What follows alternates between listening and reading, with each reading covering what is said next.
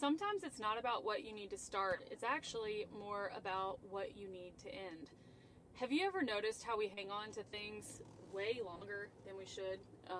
A bad habit, a relationship, a business strategy that doesn't work, a place of work that doesn't work, maybe even a career, right? Like maybe you got into something and you know it's no longer for you, and yet you just tell yourself, maybe it'll get better. Maybe I just need to push harder. Maybe I need to go on vacation. Maybe I need to look at this a little differently. But I'll tell you, most of the time, deep down, you already know that it's done. You already know that it's over. You're just not brave enough to admit it. That's what I love about this book I read a couple of years ago called Necessary Ending. It's by a guy named Dr. Henry Cloud. And in the book, he talks a lot about, I don't know how you explain this so to speak, but he talks a lot about how endings aren't necessarily failures. They're actually part of what healthy growth looks like. It's kind of, in the book, he gives the example of pruning a plant. If you don't cut back the dead stuff, the plant can't actually grow any stronger, and to be quite honest, it chokes out the parts of the plant that are growing.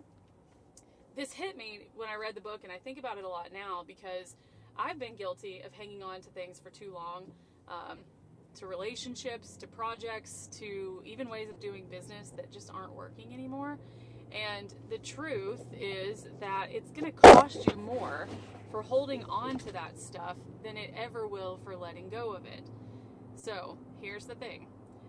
Necessary endings make room for what's next. I don't know about you, but I have a really hard time moving on to something while still hanging on to something else. Having what we would call a necessary ending frees up your energy, your time, your attention, your future, and sometimes it even sparks this like newfound energy within you because you're just excited again. So if you've been feeling stuck, maybe it's not about starting something new. Maybe it's about letting go of something that's already over. That's it for today.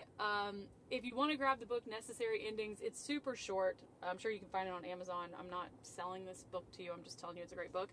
And I think sometimes, I'll end with this. I think that sometimes we hold on to situations, places, people, projects, all of these things because we feel like we didn't do enough. I've heard this many times in my coaching with my clients is, well, I didn't give them a fair shake, or I didn't actually put my all into this. And I'm also just curious. Maybe you just know it's not right, so you don't put the effort into it. I don't know. I hope y'all have a great day. See y'all later.